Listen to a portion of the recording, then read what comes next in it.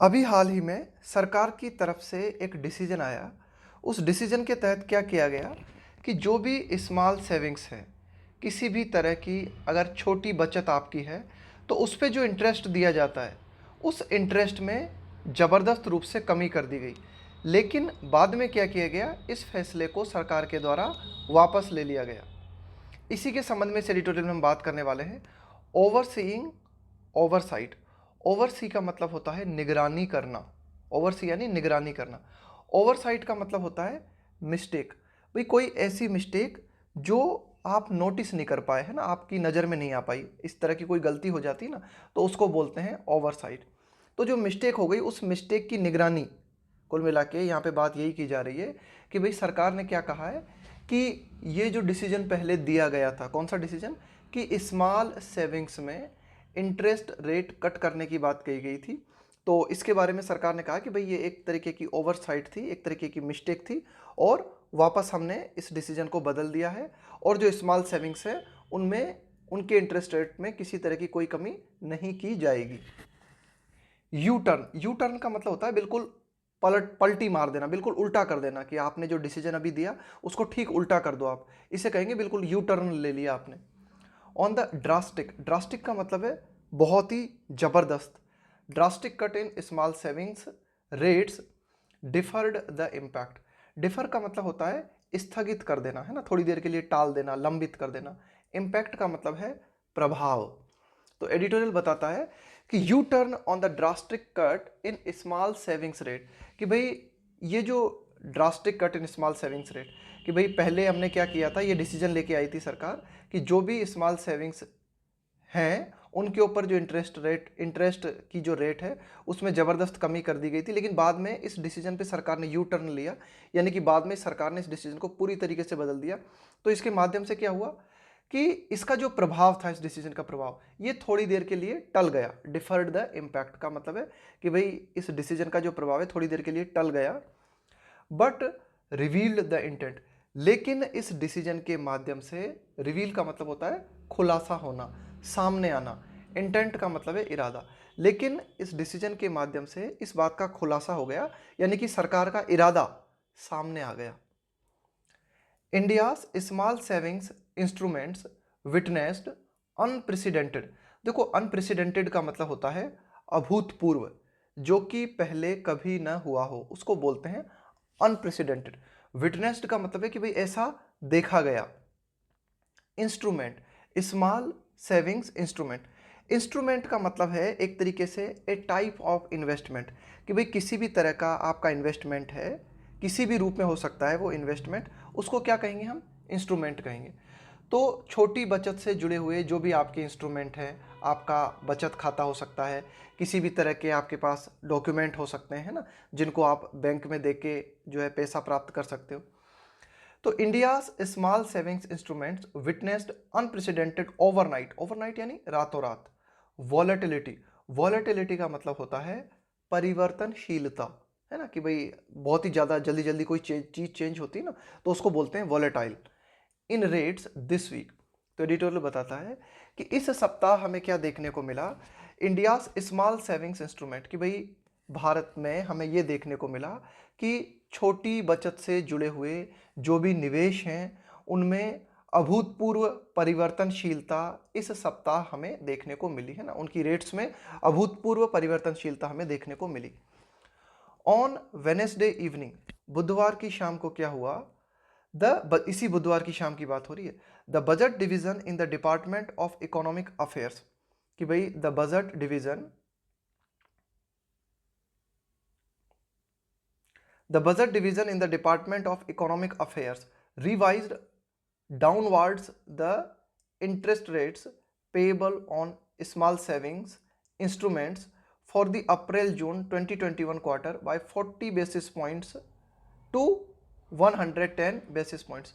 तो क्या किया गया कि भाई एक तरीके से ये जो इकोनॉमिक अफेयर्स है ना, कि भाई आर्थिक मामलों से जुड़ा हुआ जो विभाग है ना, बजट डिवीजन से जुड़ा हुआ जो विभाग है, इसने बुधवार की शाम को क्या किया, रिवाइज्ड का मतलब है पुनः से संशोधित करना, revised downwards the interest rate. Downward का मतलब है नीचे की ओर, अपवर्ड का मतलब है ऊपर ले जाना, डाउनवर्ड्स का मतलब है नीचे की ओर लाना। तो revise downwards the interest rate payable on small saving instruments for the April June 2021 quarter by 40 basis point to 110 basis point, है ना। तो दोबारा से इसमें संशोधन किया गया, और क्या संशोधन किया गया उसमें, 40 बेसिस पॉइंट से उसे 110 बेसिस पॉइंट कर दिया गया, है ना। तो ये एडिटोरियल बताना चाह रहा है कि भाई बुधवार की शाम को ये बात हुई कि भाई जो एक तरीके से इकोनॉमिक, ये जो हमारा आर्थिक मंत्रालय है, इसने पुनः से जो है संशोधित किया डाउनवर्ड, है ना, एक तरह से नीचे की ओर ले जाते हुए इंटरेस्ट रेट को, कि जो पेएबल है स्मॉल सेविंग्स पे, है ना, for the April June 2021 quarter, इस क्वार्टर के लिए इस तिमाही की बात हो रही है, by 40 basis point to 110 basis point, है ना, 1% की उसमें जो है चेंजेस लाया गया।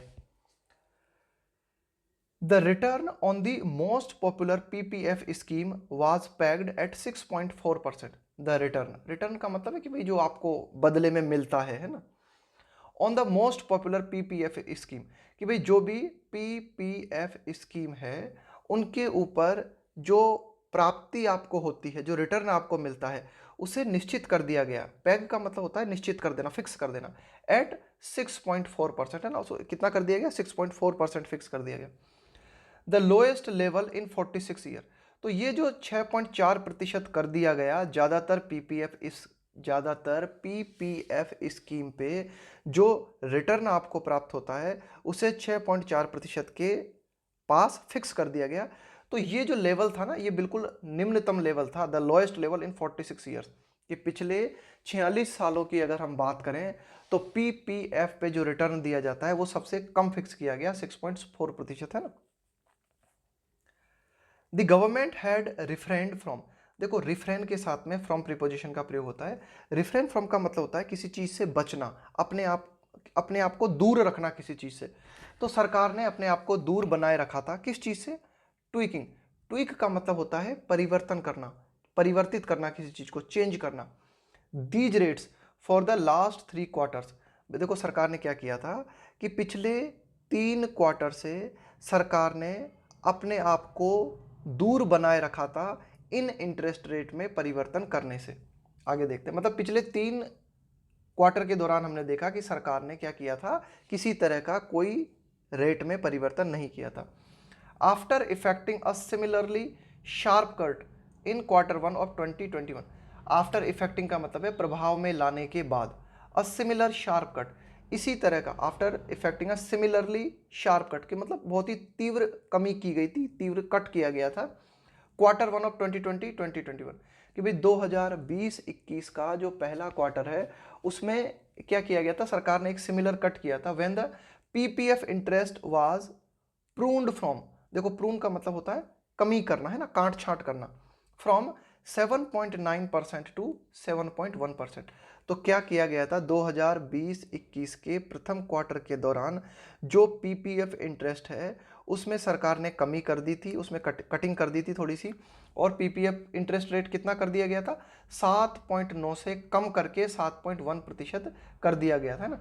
तो एक इसमें पीपीएफ में इंटरेस्ट रेट चेंज की गई थी, लेकिन इसके बाद में अन्य जो स्मॉल सेविंग्स हैं उनमें कटिंग करने से सरकार ने अपने आप को दूर रखा था, है ना, यानी कि किसी तरह का कोई परिवर्तन नहीं किया था। हाउएवर, हालांकि बाय अर्ली थर्सडे, लेकिन इस गुरुवार को हमें क्या देखने को मिला, the rate cuts had disappeared, कि भाई ये जो रेट में कमी की गई है ना, जो भी रेट में कमी की गई है ना, हैड डिसअपियर्ड। तो गुरुवार को क्या हुआ अचानक, भाई बुधवार को तो आपने रेट कटिंग की और इसके बाद में गुरुवार को वो जो रेट कटिंग थी ना वो अपने आप गायब हो गई। The rate cuts had disappeared and the status को का मतलब होता है मौजूदा स्थिति, वर्तमान स्थिति। रीइंस्टेट का मतलब होता है पुनः स्थापित करना, और जो मौजूदा स्थिति बनी हुई थी उसी मौजूदा स्थिति को पुनः से स्थापित कर दिया गया सरकार के द्वारा। ये एडिटोरियल कहना चाहता है कि बुधवार को रेट कटिंग की गई और गुरुवार को जो रेट कट किया गया था उस वो वापस गायब हो गया, है ना, एक तरीके से, और फिर से जो मौजूदा स्थिति थी उसको पुनः स्थापित किया गया। फॉलोइंग का मतलब है अनुसरण करते हुए, a tweet by finance minister Nirmala Sitharaman, कि हमारी जो वित्त मंत्री हैं निर्मला सीतारमण, उन्होंने ट्विटर पे एक ट्वीट किया, उस ट्वीट को फॉलो करते हुए मौजूदा स्थिति को बरकरार कर दिया गया, और जो स्मॉल सेविंग्स हैं उनकी इंटरेस्ट रेट में जो कमी की गई थी उस कमी को हटा दिया गया, है ना। द ओनली एक्सप्लेनेशन, एकमात्र जो स्पष्टीकरण दिया गया है कि भाई जब स्पष्टीकरण अगर हम मांगे सरकार से कि भाई ऐसा क्या हुआ कि बुधवार को आपने रेट में कमी की और गुरुवार को वापस जो है उस कमी को हटा लिया, तो उसका एक्सप्लेनेशन सरकार ने एकमात्र एक्सप्लेनेशन जो है उसका स्पष्टीकरण ये दिया है, orders issued by oversight shall be withdrawn. Orders कि भाई जो भी ऑर्डर्स जारी किए गए हैं, orders issued by oversight, oversight का मतलब होता है बाय मिस्टेक, है ना, ओवरसाइट का मतलब है मिस्टेक। ओवरसाइट का मतलब मैंने आपको बताया था कि भाई किसी चीज को आप नोटिस नहीं कर पाए, कोई चीज आपकी नोटिस में नहीं आ पाई है ना, इस चक्कर में गलती हो गई, तो उसको बोलते हैं ओवरसाइट। शेल बी विड्रॉन, तो सरकार ने एकमात्र स्पष्टीकरण दिया है कि गलती से जो ऑर्डर जारी हुए हैं वे वापस लिए जाएंगे। It is not clear whose oversight led to the rates being cut. अब यह बात स्पष्ट नहीं है कि भाई गलती किसकी थी, हुज ओवरसाइट जो कि कारण बनी, लेड टू का मतलब है कारण बनना, रेट्स बीइंग कट कि भाई ये जो इंटरेस्ट रेट है स्मॉल सेविंग्स के ऊपर, इन रेट्स में कमी की गई है ना, बीइंग कट का मतलब है उनका काटा जाना, रेट्स को कट किया जाना। तो क्या कारण था, है ना, it is not clear whose oversight कि भाई किसकी मिस्टेक थी ये जो कि कारण बनी रेट्स में कट किए जाने का। इन द प्रोसेस, इस प्रक्रिया के दौरान, ये जो पूरी की पूरी प्रक्रिया हुई है कि पहले क्या किया गया, स्मॉल सेविंग्स जो है उनके इंटरेस्ट रेट में कमी की गई और वापस फिर इस डिसीजन को वापस ले लिया गया। तो इस पूरी प्रक्रिया के दौरान हमें क्या देखा, the intent has been revealed कि भाई जो सरकार का इरादा है उसका खुलासा कर दिया गया। The intent has been revealed, है ना, कि भाई जो इरादा है वह उसका इरादे का खुलासा हो गया है ना, वह सामने ला दिया गया है।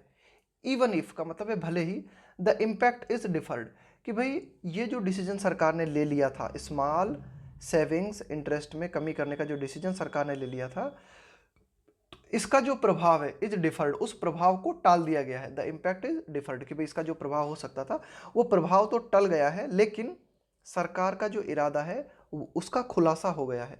श्योरली, निश्चित रूप से, वेनेसडेज ऑर्डर कि भाई बुधवार को जो ऑर्डर आया था, approved by the competent authority, और जिसको अप्रूवल दिया गया था, जिसे मंजूरी दी गई थी, जो भी सक्षम अधिकारी हैं, जो भी सक्षम अथॉरिटी है, कॉम्पिटेंट यानी सक्षम, कि भाई जो भी संबंधित सक्षम प्राधिकारी हैं उनके द्वारा इस ऑर्डर को मंजूरी दी गई थी। Was not based on random numbers कीड इन, तो ये ऑर्डर जो था नॉट बेस्ड ऑन, ये आधारित नहीं था, was not based on random. Random का मतलब क्या होता है, देखो एक तो होता है सिस्टमेटिकली, है ना, पूरा एकदम सिस्टम से कोई काम होता है। रैंडम मतलब एकदम जो भी मन आया वो कर दिया आपने, उसको बोलते हैं रैंडम, है ना, ऐसे ही यूं ही। रैंडम नंबर्स कीड इन, देखो की इन का मतलब क्या होता है, की इन का मतलब होता है किसी तरह की सूचना को, है ना, की इन का मतलब होता है कि भाई किसी भी तरह की कोई भी आपके पास इंफॉर्मेशन है, कोई भी सूचना है, तो उसे आप कंप्यूटर में डालते हो, उसको बोलते हैं कीड इन। तो एडिटोरियल कह रहा है कि भाई ये जो डिसीजन लिया गया था बुधवार का, ये ऐसे ही नहीं ले लिया, कि इस डिसीजन के दौरान ऐसा नहीं हुआ कि किसी भी तरह के मनमाने आंकड़े जो है वो फीड कर दिए गए कंप्यूटर में, एंड नोटिफाइड, है ना, और फिर क्या किया गया कि नोटिफिकेशन जारी कर दिया इन एडवर्टेंटली, है ना, कि भाई इन एडवर्टेंटली, इन एडवर्टेंटली का मतलब होता है विदाउट नॉलेज, विदाउट इंटेंशन, है ना, कि भाई बिना जानकारी के ये नहीं हुआ। ये एडिटोरियल कहना चाह रहा है कि भाई बुधवार को जो ऑर्डर आया था जिसको कि अप्रूवल भी दिया गया था ठीक तरीके से, तो इस ऑर्डर को लाने में ये अनजाने में नहीं हुआ ऑर्डर, इन एडवर्टेंटली, है ना, इन एडवर्टेंटली का मतलब है आपके विदाउट नॉलेज, है ना, या आपकी बिना जानकारी के, बिना इरादे के हो गया हो कोई काम, तो उसको बोलेंगे इनएडवर्टेंटली। अमिडस्ट का मतलब है के बीच, फ्लरी, फ्लरी का मतलब है श्रृंखला, एक के बाद एक चीजें होती चली जाएं, उसको बोलते हैं flurry. Amidst a flurry of last minute economy related government notifications, देखो लास्ट मिनट का मतलब है बिल्कुल अंतिम समय पे, अंतिम समय पे सरकार के इकोनॉमी रिलेटेड गवर्नमेंट नोटिफिकेशन, कि भाई बिल्कुल देखो ये फाइनेंशियल ईयर समाप्त होने वाला था 31 मार्च को, तो इस फाइनेंशियल ईयर के समाप्त होने के दौरान में सरकार ने क्या किया है कि भाई जो अर्थव्यवस्था से जुड़े हुए कई तरीके के नोटिफिकेशन जारी किए। तो ऐसा मत समझ लेना कि सरकार के द्वारा बिल्कुल अंतिम समय में कई तरह के आर्थिक नोटिफिकेशन जो जारी किए गए, उनकी श्रृंखला जारी की गई, फ्लरी जारी की गई, तो उसके बीच में अनजाने में ये नोटिफिकेशन जारी हो गया, ऐसा नहीं हुआ, अनजाने में नहीं हुआ, ये एडिटोरियल कहना जा रहा है ना।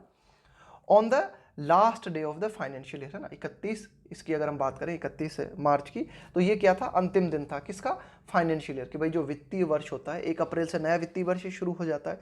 तो वित्तीय वर्ष के अंतिम दिन सरकार ने अर्थव्यवस्था से जुड़े हुए कई तरह के नोटिफिकेशन जारी किए गए, उनकी नोटिफिकेशंस की एक श्रृंखला जारी की गई। तो उनके बीच में ये नोटिफिकेशन अनजाने में जारी नहीं हुआ, ये एडिटोरियल कहना चाह रहा है। कि ये एडिटोरियल को ऐसा मत समझ लेना कि भाई ये जो एक तरीके से ये नोटिफिकेशन जो जारी किया गया ना, ये ऑर्डर जो जारी किया गया, इसको ऐसा मत समझ लेना कि ये अनजाने में जारी किया कर दिया गया है ना, कि रैंडमली जारी कर दिया गया। It is difficult to believe, यह विश्वास कर पाना मुश्किल है, that the oversight is on the bureaucracy's part, कि भाई जो मिस्टेक हुई है ना, जो गलती हुई, वह नौकरशाही की तरफ से हुई है ना। कि भाई ये जो हमारे अधिकारी होते हैं, नौकरशाह होते हैं, जो कि सरकार के डिसीजन को इम्प्लीमेंट करते हैं, लागू करते हैं, तो नौकरशाही की तरफ से ये मिस्टेक हुई, ये विश्वास कर पाना मुश्किल है। वो इसलिए मुश्किल है, इट सिंपली एग्जीक्यूटेड, कि भाई जो नौकरशाही होती है ना, वो क्या करती है, एग्जीक्यूट करती है। एग्जीक्यूट करने का मतलब होता है किसी काम को अंजाम देना। द स्टेटेड पॉलिसी डिसीजन, कि भाई स्टेटेड का मतलब है जो भी कहे जाते हैं, पॉलिसी डिसीजन, कि भाई सरकार के द्वारा जो भी पॉलिसी डिसीजन कहे जाते हैं, उन पॉलिसी डिसीजन को ब्यूरोक्रेसी क्या करती है, लिंक करती है ना, to link small saving rates to the interest paid on government securities of a comparable tenure every quarter. तो देखो नौकरशाही का काम क्या है, कि भाई जो भी कहा जाता है वो करने का काम है, नौकरशाही तो एग्जीक्यूट करती है। नौकरशाही का काम है to link small savings rates to the interest, कि भाई स्मॉल सेविंग्स रेट, कि भाई जो भी आपकी स्मॉल सेविंग्स हैं, जो भी आपका छोटा मोटा निवेश है, उसके है ना, उस निवेश को क्या करती है, उस निवेश को जो नौकरशाही वो लिंक करने का काम करती है, किससे, इंटरेस्ट से। पेड ऑन गवर्नमेंट सिक्योरिटीज़, कि भाई जैसे कोई व्यक्ति है ना, उसने स्मॉल सेविंग्स के रूप में क्या कर रखा है, गवर्नमेंट सिक्योरिटीज़ ले रखी है ना, गवर्नमेंट की कई तरह की गवर्नमेंट सिक्योरिटीज़ है, of a comparable tenure, comparable का मतलब है जिसकी तुलना कर सको आप, टेन्योर का मतलब है अवधि, पीरियड, एवरी क्वार्टर।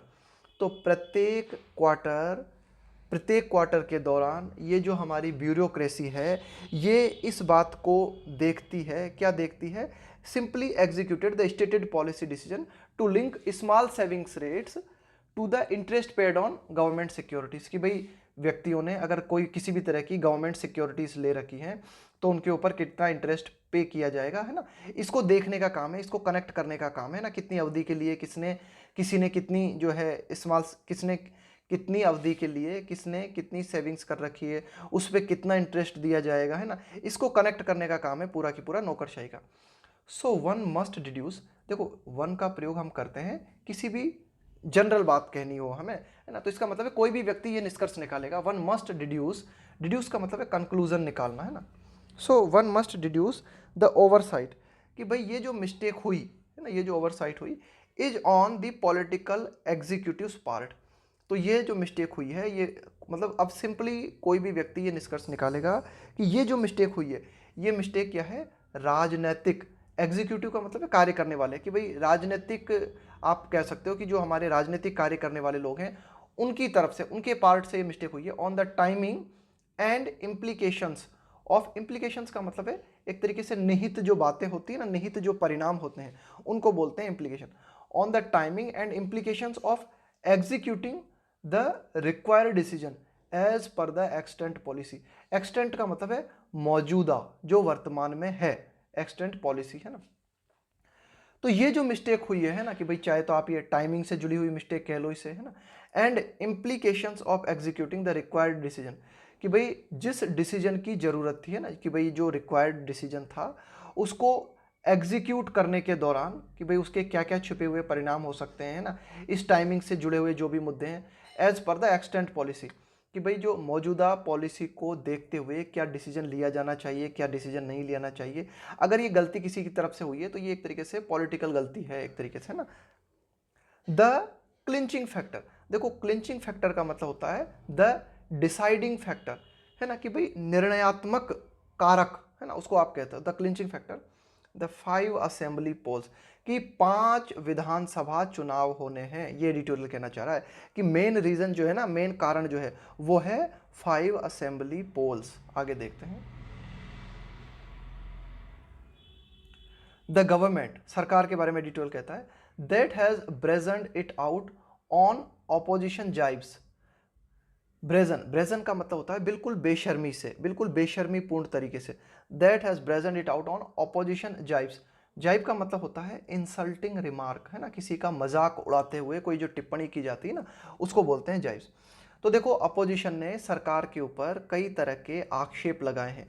अपोजिशन ने सरकार के ऊपर कई तरह की टिप्पणी की है। किसके बारे में? अबाउट राइजिंग अनएम्प्लॉयमेंट, बढ़ती हुई बेरोजगारी, हाई इन्फ्लेशन, है ना, मतलब हाई इन्फ्लेशन का मतलब है मतलब महंगाई, बढ़ती हुई महंगाई, है ना, ऊंची महंगाई। अलोंग विथ, इसके साथ ही साथ सोअरिंग फ्यूल प्राइस, सोअर का मतलब है और ऊपर जाना, फ्यूल प्राइस, कि भाई जो फ्यूल की कीमतें हैं, तेल की जो कीमतें हैं, वे लगातार ऊपर जा रही हैं। इन सब को लेकर सरकार के ऊपर इल्जाम लगाए हैं ऑपोजिशन ने, है ना, और सरकार ने बड़ी ही बेशर्मीपूर्ण तरीके से, एक तरीके से सरकार ने रिएक्ट किया है। The government could ill afford to yield a fresh talking point. Could, सरकार ऐसा नहीं कर सकी। क्या? इल अफोर्ड, इल अफोर्ड का मतलब है अफोर्ड कर पाना, कि सरकार ये अफोर्ड नहीं कर पाई, सरकार ये वहन नहीं कर सकी। टू यील्ड का मतलब है लाना, अ फ्रेश टॉकिंग पॉइंट, कि भाई सरकार जो है बातचीत करने का कोई एक फ्रेश मुद्दा नहीं ला सकी। The squeezing of the middle class and senior citizens, है ना, the squeezing of the middle class and senior citizen. यहाँ पे इसका क्या मतलब हुआ? ये स्क्वीज का, स्क्वीज का मतलब है एक तरीके से बुरी तरीके से प्रभावित करना, है ना। स्क्वीज का मतलब है बहुत ही बुरी तरीके से प्रभावित करना, दबाना। The squeezing of the middle class and senior citizen, even as का मतलब है at the same time. They brace up, brace up का मतलब है सपोर्ट करना किसी चीज को। For the fresh tax on provident fund incomes, कि भाई प्रोविडेंट फंड इनकम के ऊपर जो नए टैक्स सरकार के द्वारा लगाए गए हैं, उन्हें स्वीकार भी कर लिया है। किन लोगों ने? मिडिल क्लास लोगों ने या फिर सीनियर सिटीजन्स लोगों ने, है ना। लेकिन इसके बावजूद भी सरकार ने ये जो डिसीजन लेके आई थी ना सरकार अभी हाल ही में, इसके तहत सरकार ने स्मॉल सेविंग्स पे इंटरेस्ट रेट को कम करने का जो प्रावधान लेके आया था, तो एक तरीके से ये उनको और भी ज़्यादा दबाने का, ये उनको और भी ज़्यादा बुरी तरीके से प्रभावित करने का प्रयास था। This roll back, roll back का मतलब होता है वापस ले लेना किसी चीज को, है ना। This roll back is not the first instance का मतलब है उदाहरण ऑफ पोस्ट हेस्ट पॉलिसी एडहोसिज्म। अब एक और शब्द आया है हमारे पास, क्या? एडहोसिज्म। क्या मतलब है इस एडहोसिज्म का? एडहोसिज्म का मतलब है the practice of reacting to what happens or is needed at a particular time. भाई देखो क्या है कि एडहोसिज्म का मतलब होता है ऐसी पॉलिसी जो कि वर्तमान हालात को देखते हुए तुरंत लागू की जाती है ना। एक तो देखो, एक एडहोसिज्म, एक तो इस तरह की पॉलिसी होती है हमारे पास, किस तरह की पॉलिसी? जिसको कि हम एडवांस में लेके आते हैं। लेकिन एक ऐसी पॉलिसी होती है जो कि वर्तमान हालातों को देखते हुए, है ना, उनको रिएक्ट किया जाता है। भाई देखो, जैसे सरकार कोई डिसीजन लेके आई और सरकार ने देखा कि इस डिसीजन का जबरदस्त तरीके से विरोध हो रहा है, तो इस पॉलिसी को तुरंत चेंज कर दिया, है ना। तो उसको रिएक्ट करना, इस तरह से जो रिएक्ट की जाती है ना, उसको बोलते हैं एडहोसिज्म। हेस्ट का मतलब है जल्दबाजी दिखाना, पोस्ट का मतलब है के बाद में। तो this roll back is not the first instance, कि भाई यह डिसीजन जो सरकार ने वापस लिया है, यह कोई पहला उदाहरण नहीं है ना। ये जो डिसीजन सरकार ने वापस लिया है, ये कोई पहला उदाहरण नहीं है of post haste policy adhocism. Post haste, कि भाई कोई पॉलिसी लेके आए आप, उस पॉलिसी लेके आने के बाद में आपने क्या किया? वर्तमान परिस्थितियों को देखते हुए उस पॉलिसी के बाद में उस पॉलिसी में परिवर्तन कर दिया। But it may take the government's 12.05 lakh crore borrowing plan for the year harder as the, but it may take, लेकिन हो सकता है, क्या हो सकता है? The government's, but it may take the government's 12.05 lakh crore borrowing plan. भाई देखो, सरकार का क्या है फॉर द, मतलब सरकार क्या करना चाह रही है कि सरकार 12 लाख करोड़ रुपए जो है वो उधार लेना चाह रही है। अब देखो क्या किया था कि सरकार ये जो डिसीजन लेके आई थी ना, जिस डिसीजन के तहत सरकार ने स्मॉल सेविंग्स की इंटरेस्ट में कमी कर दी थी, तो उसके माध्यम से क्या है, सरकार को थोड़ी हेल्प मिल जाती, मतलब है ना कि ये जो 12 लाख करोड़ सरकार उधार लेने वाली है, इस ये जो प्लान है सरकार का, इसमें सरकार की थोड़ी हेल्प हो जाती, सरकार को थोड़ी सी राहत मिल सकती थी, है ना। तो ये एडिटोरियल कहना चाह रहा है कि इट में make the government's 12.05 lakh crore borrowing plan for the year harder. तो अब ये जो सरकार का प्लान है ये और भी कठिन हो सकता है। क्यों? As the central bank has been complaining of high small savings rate, क्योंकि केंद्रीय बैंक जो है वो लगातार इस बात की शिकायत करता रहा है। किस बात की शिकायत करता रहा है? High small savings rate, high small savings rate, कि भाई जो छोटे छोटे निवेश हैं, जो छोटी छोटी सेविंग्स हैं, उनके ऊपर हाई इंटरेस्ट देना पड़ रहा है। ये एक मुख्य कारण है ना। इसके बारे में लगातार जो है सेंट्रल बैंक कंप्लेंट करता रहा है कि भाई इसकी वजह से काफ़ी दिक्कतें आ रही हैं।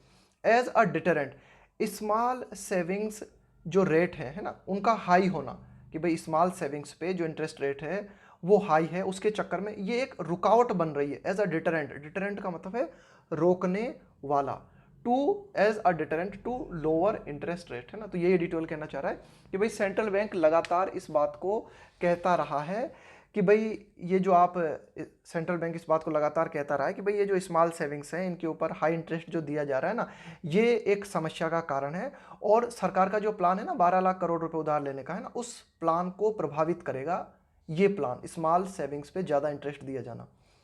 Another instance is the mysterious practice. एक और घटना आप देखो, another instance is the mysterious का मतलब है रहस्यमयी, प्रैक्टिस का मतलब है कि भाई ये जो गतिविधि आप कर रहे हो, of oil companies freezing. Freeze का मतलब क्या होता है? एक जगह पे किसी चीज को रोक देना। Pump prices during electoral campaign, even though, यद्यपि, इवन दो का मतलब यद्यपि, हालांकि, ऑयल प्राइसेस आर डीरेगुलेटेड। देखो किसी भी चीज को डीरेगुलेट करने का मतलब होता है उसे नियंत्रण से मुक्त कर देना, कि भाई जो ऑयल की जो प्राइसेस है ना उनको नियंत्रण से मुक्त कर दिया गया है। इसके बावजूद भी चुनाव अभियानों के दौरान हमें क्या देखने को मिल रहा है कि विभिन्न जो ऑयल कंपनीज हैं वे अपनी कीमतें नहीं बढ़ा रही है ना। ये एडिटोरियल कह रहा है कि भाई वे क्यों नहीं बढ़ा रही? भाई उनके ऊपर किसी तरह का कोई दबाव भी नहीं है, कोई उन्हें रेगुलेट भी नहीं कर रहा है ना, उनको नियंत्रण मुक्त कर दिया गया है। इसके बावजूद भी another instance is the mysterious practice of oil companies, कि ऑयल कंपनीज जो है इस बात को फॉलो कर रही हैं। क्या कर रही हैं? कि जो भी उनकी प्राइसेस है, पेट्रोल या डीजल की जो प्राइस है ना, जो भी पंप प्राइसेस है, उनको क्या कर दिया है? उन्होंने वहीं पे रोक दिया है। तो ये भी मतलब थोड़ा सा रहस्यमय है। The PM as part of his one nation one election pitch, है ना, कि भाई बार बार जो है हमारे पीएम जो है as part of his one nation one election, वे इस बात को बार बार सपोर्ट करते रहे हैं कि एक देश और एक ही चुनाव, है ना। इस बात को बार बार सपोर्ट करते हैं वो, इसमें ना पिच करना मतलब सपोर्ट करना, जोर देना।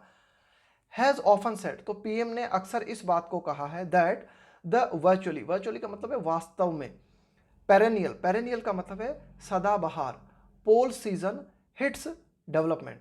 तो देखो मिस्टर मोदी जो हैं, हमारे पीएम जो हैं, वे बार बार इस बात को कहते रहे हैं कि वास्तव में जो सदाबहार ये जो चुनाव चलते हैं, है ना, चुनाव का सीजन हमारे देश में कहीं ना कहीं चुनाव होते ही रहते हैं। तो ये जो लगातार चुनाव होते ही रहते हैं, ये क्या करते हैं? विकास को प्रभावित करते हैं। ऑन द सेम नोट, इसी बात को ध्यान में रखते हुए ना, इसी बात को ध्यान में रखते हुए, on the same note, if governments need permission to announce initiatives, कि अगर गवर्नमेंट, सरकार को जरूरत पड़ती है परमिशन लेने की, टू अनाउंस इनिशिएटिव, इनिशिएटिव का मतलब होता है किसी तरह की नई पहल करना, किसी तरह की नई योजना लाना या किसी तरह की कोई नई पहल करना। तो देखो एडिटोरियल क्या कहता है? एडिटोरियल ये कहता है कि अगर सरकार को परमिशन लेने की जरूरत पड़ती है, अगर सरकार ये कोई किसी तरह की नई पहल को अनाउंस करना चाहती है, घोषित करना चाहती है, वाइल, जबकि the model code of conduct is in force, अगर कोई भी चीज इन फोर्स है ना तो वो लागू है, उसको बोलते हैं इन फोर्स में होना। While the model code of conduct, while का मतलब है जबकि, जब दो बातें साथ साथ घटित हो रही होती हैं तब हम लगाते हैं while. While the model code of conduct, कि जबकि आचार संहिता लागू में है ना, जब आचार संहिता चल रही है, इसी दौरान अगर सरकार को जरूरत पड़ती है कि सरकार किसी तरह की नई इनिशिएटिव की घोषणा करना चाहती है, एनी डेविएशन, डेविएशन का मतलब होता है अपने मार्ग से विचलित हो जाना, और reversal from routine administrative decision, reversal का मतलब है एक तरीके से वापस वापस लेना किसी चीज़ को, फ्रॉम रूटीन एडमिनिस्ट्रेटिव डिसीजन, कि भाई जो हमारे एक तरीके से रूटीन जो भी सरकार के प्रशासनिक डिसीजन है जो कि रेगुलर चल रहे हैं, उन डिसीजंस को अगर सरकार के द्वारा वापस लिया जाता है या फिर सरकार किसी भी तरह का डेविएशन दिखाती है, तो इस तो शुड ऑल्सो अट्रैक्ट, तो ऐसा होना चाहिए, क्या होना चाहिए, attract the election commission scrutiny. Scrutiny का मतलब है बारीकी से जांच करना, है ना, शुड ऑल्सो अट्रैक्ट। तो इलेक्शन कमीशन का ध्यान जाना चाहिए कि इलेक्शन कमीशन बारीकी से जांच करे। एडिटोरियल ये कहना चाह रहा है कि भाई अगर सरकार को ये ज़रूरत पड़ती है कि सरकार किसी भी तरह की नई पहल की घोषणा करे, है ना, और कब करे सरकार किसी भी तरह की नई पहल की घोषणा, जबकि मॉडल कोड ऑफ कंडक्ट जो है वह लागू है इस दौरान, है ना। तो अगर सरकार किसी भी तरह का डेविएशन दिखाती है, अगर सरकार किसी भी तरह की यूजुअल प्रैक्टिस से अन्यथा कोई काम करती है, जो रोजमर्रा के जो दैनिक प्रशासनिक डिसीजन है, अगर सरकार उनको वापस लेती है, तो चुनाव आयोग को हरकत में आना चाहिए, है ना, चुनाव आयोग का ध्यान जाना चाहिए इस ओर। अगर सरकार कुछ भी अगर सरकार कोई भी इस तरह का कोई अलूल जलूल काम करने की कोशिश करती है ना, कि भाई डेली रूटीन जो चल रहा है उससे हटके अगर सरकार कोई भी काम करती है, तो इस ओर इलेक्शन कमीशन का ध्यान जाना चाहिए और इलेक्शन कमीशन को सरकार के इस एक्शन की बारीकी से जांच करनी चाहिए ना। सेकेंड एडिटोरियल में क्या बात की गई है, सेकेंड एडिटोरियल में बताया गया है कि भाई ये चाइना और हांगकांग से रिलेटेड है। देखो क्या है कि ये जो Hong Kong, China is keener on, keen on का मतलब होता है बहुत ही ज़्यादा उत्सुक होना किसी बात पे, है ना, बहुत ही ज़्यादा उत्सुकता दिखाना। टाइटनिंग इट्स ग्रिप, भाई चाइना क्या करना चाहता है, ग्रिप का मतलब है पकड़।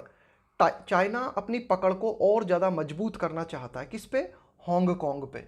Then on China is keener or tightening its grip on Hong Kong, कि भाई चाइना इस बात में ज़्यादा उत्सुक है कि वह हांगकांग पे अपनी पकड़ को मजबूत करना चाहता है, बजाय इसके ऑन वाइडनिंग, वाइड का मतलब है और ज़्यादा विस्तृत करना किसी चीज़ को, डेमोक्रेटिक स्पेस, कि भाई चाइना हांगकांग में डेमोक्रेटिक स्पेस को बढ़ावा देने की बजाय, कि भाई हांगकांग में डेमोक्रेसी, लोकतंत्र जो है उसको बढ़ावा मिले, तो चाइना हांगकांग में लोकतंत्र को बढ़ावा देने की बजाय उस पर अपनी पकड़ बनाने के लिए ज़्यादा उत्सुक है ना। यही सारी बात इस सेकेंड एडिटोरियल में की गई है।